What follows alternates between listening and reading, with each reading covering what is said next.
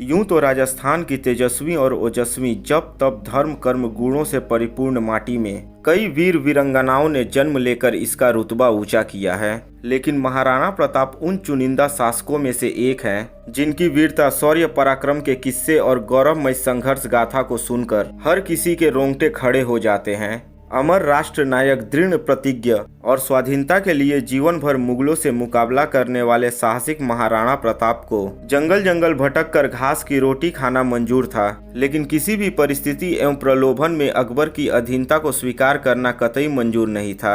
9 मई 1540 ईस्वी को राजस्थान के कुंभलगढ़ दुर्ग में पिता उदय सिंह और माता जयवंता बाई की कोख से जन्मे मेवाड़ मुकुटमणि महाराणा प्रताप, जिन्हें बचपन में कीका कहकर संबोधित किया जाता था, जो अपनी निडर प्रवृत्ति, अनुशासन प्रियता और निष्ठा, कुशल नेतृत्व क्षमता, बुजुर्गों और महिलाओं के प्रति विशेष सम्मानजनक दृष्टिकोण, ऊंच नीच की भावनाओं से रहित निहत्थे परवार नहीं करने वाले, शस्त्र और शास्त्र दोनों में पारंगत और छापामार युद्ध कला में निपुण और उसके जनक थे। महाराणा प्रताप कूटनीतिज्ञ, राजनीतिज्ञ, मानसिक एवं शारीरिक क्षमता में अद्वितीय थे। उनकी लंबाई 7 फीट 5 इंच और वजन 110 किलोग्राम था तथा वे 72 किलो के छाती कवच, 81 किलो के भाले और 55 किलो के 2 वजनदार तलवारें और ढाल लेकर चलते थे।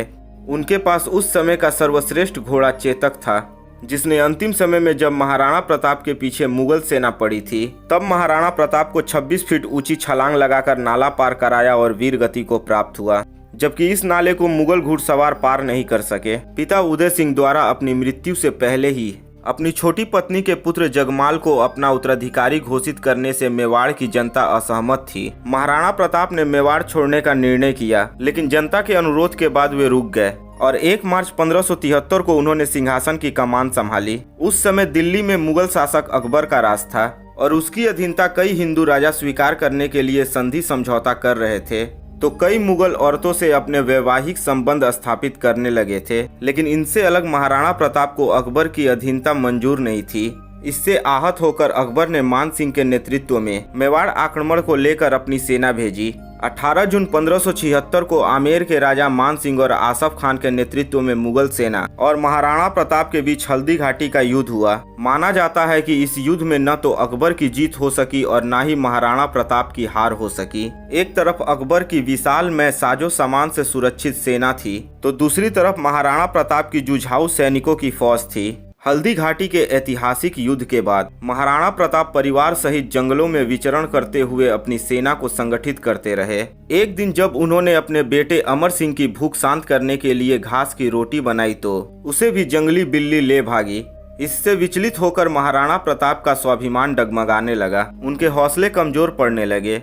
ऐसी अफवाह फैल गई कि महाराणा प्रताप की विवशता ने अकबर की अधीनता स्वीकार कर ली। तभी बीकानेर के कवि पृथ्वीराज राठौड़ ने महाराणा को पत्र लिखकर उनके स्वाभिमान को पुनः जगा दिया। फिर महाराणा प्रताप को मरते दम तक अकबर अधीन करने में असफल ही रहा। अंततः महाराणा प्रताप की मृत्यु धनुष की डोर खींचने से उनकी आंत में लगने के कारण इलाज के बाद 57 वर्ष की उम्र में 19 जनवरी 1597 को हो गई।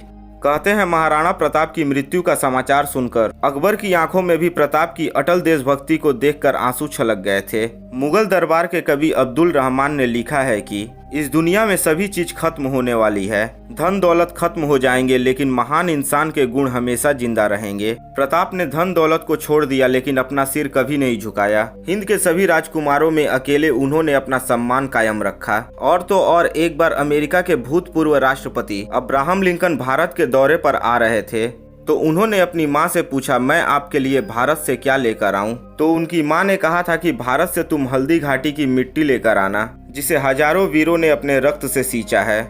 लेकिन इन सब के उपरांत भी इतिहास की पाठ्य पुस्तकों में महाराणा प्रताप की वीरता के अध्याय पढ़ाने की बजाय अकबर की महानता के किस्से पढ़ाना इस सच्चे राष्ट्र नायक के बलिदान के साथ नाइंसाफी है। और फैसला आपको करना है कि आपको किसका इतिहास जानने में दिलचस्पी है, जिन्होंने राज किया या फिर जिन्होंने शेरों की भांति युद्ध करके अपनी जान गंवाई। हमें जरूर बताइएगा।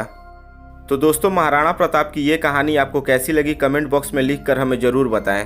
अगर यह वीडियो आपको अच्छी लगी हो तो वीडियो को लाइक करें, अपने दोस्तों के साथ शेयर करें, और अगर आप सूर्या टॉक चैनल पर नए हैं तो चैनल को सब्सक्राइब करके बगल वाले बेल आइकन को जरूर दबा दें, ताकि आने वाली वीडियो का नोटिफिकेशन आपको सबसे पहले मिल सके। तो दोस्तों, मिलते हैं अगली वीडियो में। जय हिंद, जय भारत।